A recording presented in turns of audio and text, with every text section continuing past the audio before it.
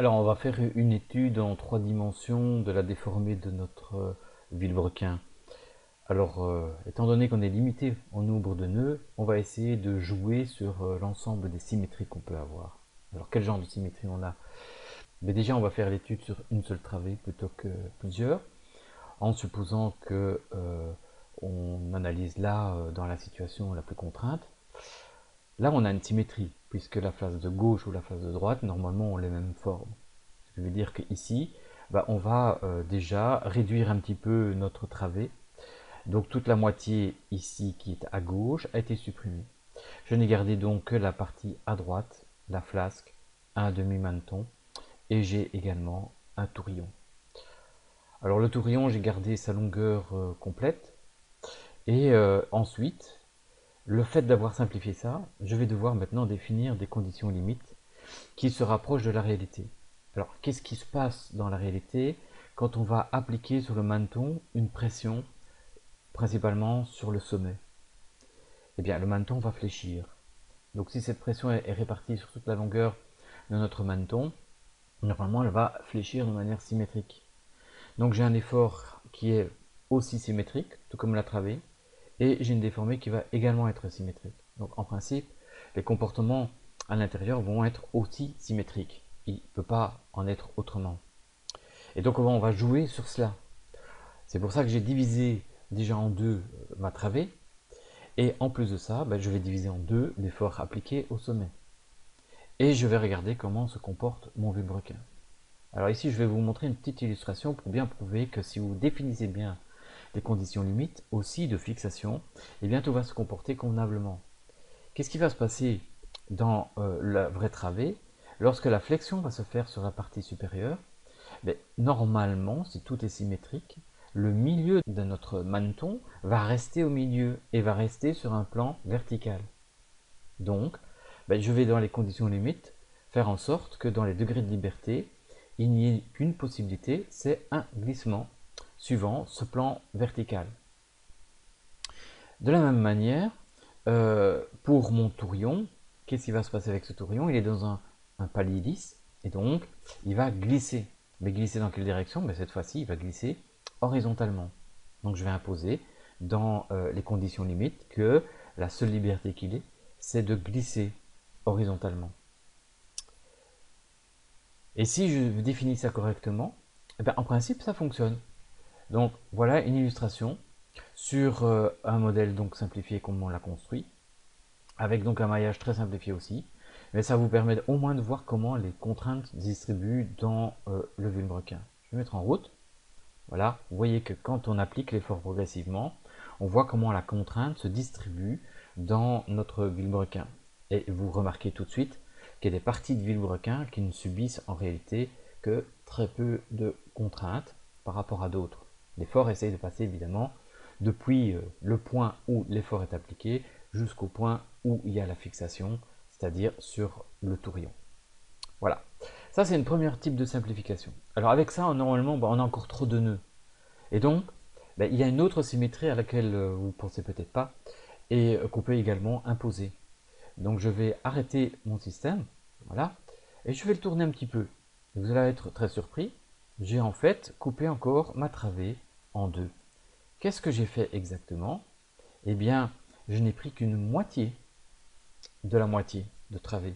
Donc en réalité, j'ai qu'un quart de travée.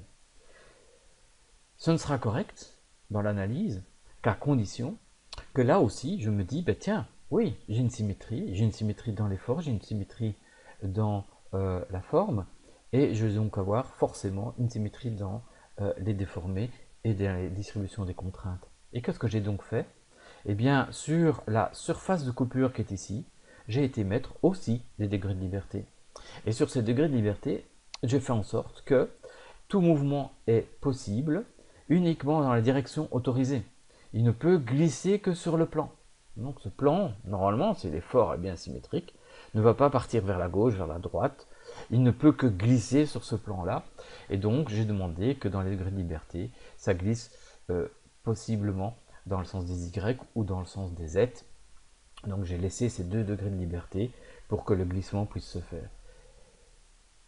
Évidemment, en ayant fait ça, je n'ai plus qu'un quart de vilebrequin. Et donc ici, au lieu d'avoir appliqué un demi-effort, ben je vais appliquer un quart d'effort sur le quart de manneton qui me reste. Et si je fais ça, ben en principe, j'applique correctement. Toutes les conditions limites sont similaires à la sollicitation de notre travée, et on arrive déjà à avoir une petite idée des déformés et éventuellement des contraintes qui pourraient apparaître. Donc ça devient du quantitatif, mais on n'est pas loin de la réalité encore, là, dans le 3D. Malheureusement, bon, on ne va pas pouvoir mailler énormément, et donc ça ne vous donnera qu'une information indicatrice. Alors bon, attention, parce qu'il y a quand même un piège à tout ça. Je préconisais, pour pouvoir appliquer l'effort sur notamment le manneton, de réaliser une petite escroissance en arc de cercle. Il est évident qu'ici, regardons bien, si je vais tourner ma pièce, voilà, je la tourne, ok, bon déjà, on voit clairement qu'à cause du maillage, on a une forme d'escroissance qui est déjà déformée, ok, alors que dans la réalité, moi j'avais dessiné tout à fait autre chose, j'avais dessiné cette escroissance-là, ok, voilà, ça va. Alors elle n'est évidemment pas judicieuse dans ce cas-ci pour appliquer l'effort de pression. N'oubliez pas que l'effort de pression va s'appliquer toujours perpendiculaire à la surface. Et donc la résultante de votre effort de pression sur cette surface-là, au lieu d'être parfaitement verticale, eh bien elles vont prendre une certaine inclinaison. Souvenez-vous, pour savoir quelle est la valeur de la pression résultante sur un arc de cercle comme celui-là, comment faut-il faire? Eh bien, on avait vu dans le cours du premier quadrimestre, sur les éléments de structure, dont j'ai encore un slide ici. Voilà. Si je prends donc ce slide-là, vous voyez quoi? Eh bien, vous voyez qu'on avait défini la résultat de la pression exercée sur toute l'enveloppe qui est ici. Et pour pouvoir calculer cette résultante, eh bien, on est arrivé à la conclusion, et on peut le prouver théoriquement, que en réalité, ça équivaut à la même pression exercée sur uniquement la corde surface de notre surface bombée qui est là. Okay. Et donc, bah, si nous n'avons qu'une moitié ici, bah, la corde n'est plus comme ça. La corde, elle est oblique, et donc l'effort résultant sera en oblique. Conclusion, qu'est-ce que vous allez devoir faire? Bah, au lieu de mettre une portion d'arc de cercle, je conseille vivement de mettre plutôt une excroissance qui aura une surface parfaitement horizontale. Donc c'était une seconde option que je vous avais proposée, c'est de mettre une excroissance qui est horizontale. Et voilà, donc dans ce document-là, hein, je vous avais préconisé de mettre des excroissances pour appliquer les efforts sur l'objet, même en 2D. Hein, et donc je vous avais préconisé de mettre des efforts de ce type-là. Donc effectivement, c'est assez dangereux. Okay.